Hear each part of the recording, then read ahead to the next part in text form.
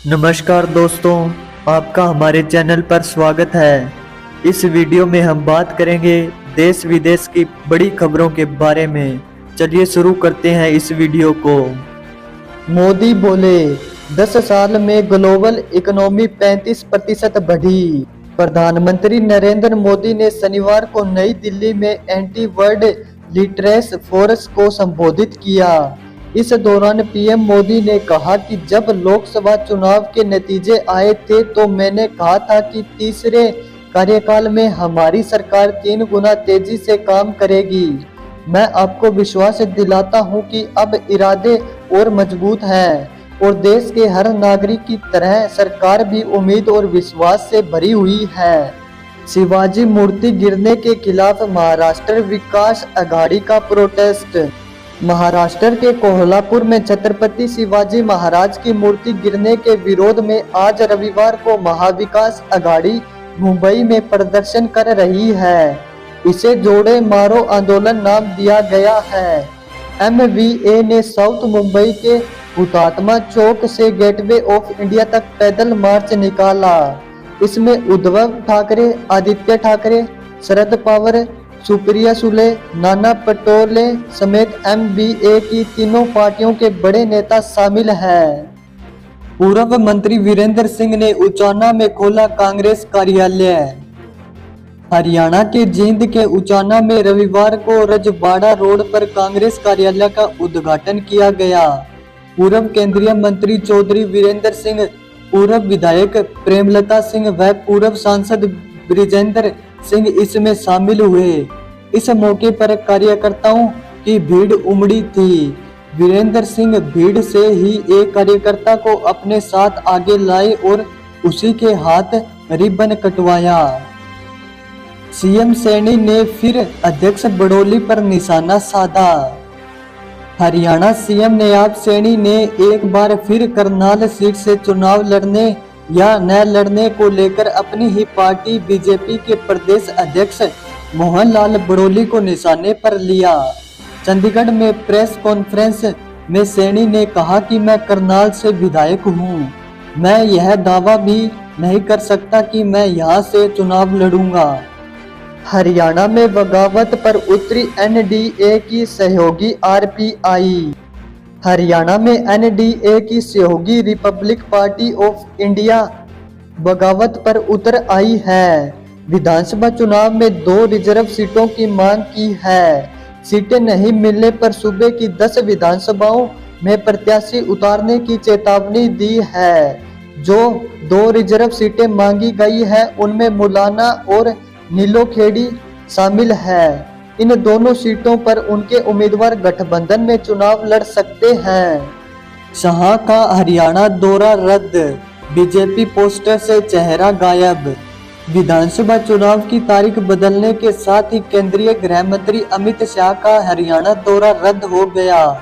आज उन्हें जींद में जन आशीर्वाद रैली में आना था। पार्टी सूत्रों के मुताबिक अमित शाह का दौरा होने की वजह जननायक जनता पार्टी विधायकों की ज्वाइनिंग है। केंद्रीय मंत्री मनोहर लाल खट्टर इसको लेकर अड़े हुए हैं।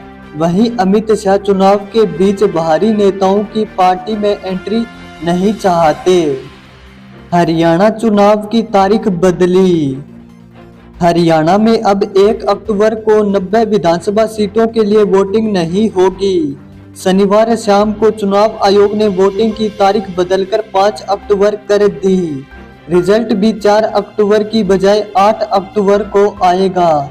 चुनाव आयोग ने कहा कि ऑल इंडिया बिश्नोई महासभा ने तारीख बदलने की मांग की थी। उनका कहना था कि कई पीढ़ियों से पंजाब, राजस्थान और हरियाणा के कई परिवार गुरु जम्बेश्वर की याद में बीकानेर जिले में आशोज महीने की अमावस्या के दौरान पैतृक गांव मुकाम में सालाना उत्सव में भाग लेते हैं। हरियाणा में 3 दिन तेज बारिश का अलर्ट। हरियाणा में मानसून की गतिविधियां 1-2 दिन थमने के बाद फिर से बढ़ने की संभावना है।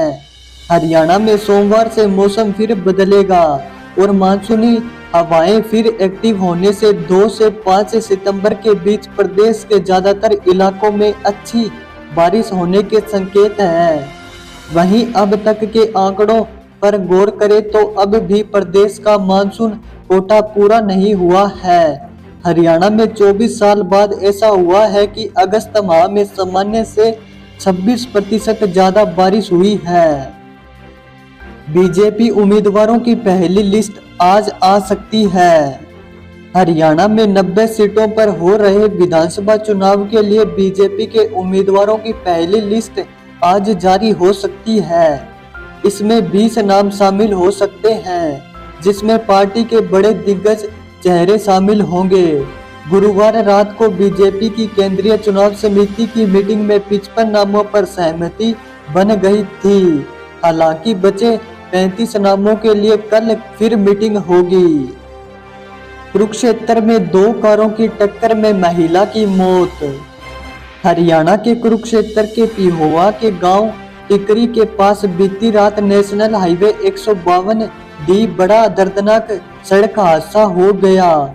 बेसहारा पशु को बचाने के प्रयास में 2 कारें आपस में टकरा गई।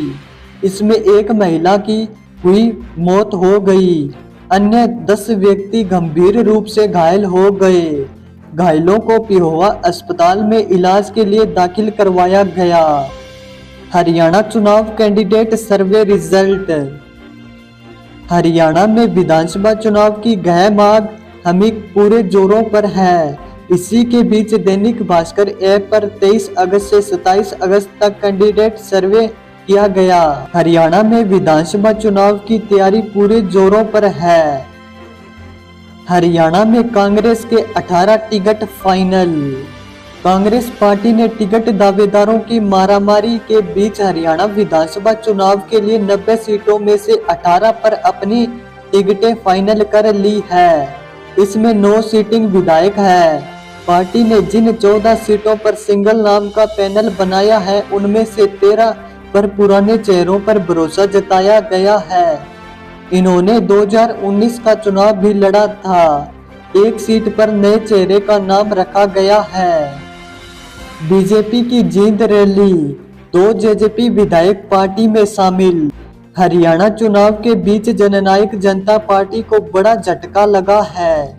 जेजेपी से भागी हुई विधायक जोगीराम सिहाग और रामकुमार गौतम ने जींद रैली में बीजेपी ज्वाइन कर ली। सीएम नायब सैनी ने उनका पार्टी में स्वागत किया। इसके अलावा अंबाला की मेयर शक्ति रानी शर्मा ने भी बीजेपी ज्वाइन की। वह हरियाणा जन चेतना पार्टी के प्रमुख विनोद शर्मा की पत्नी है।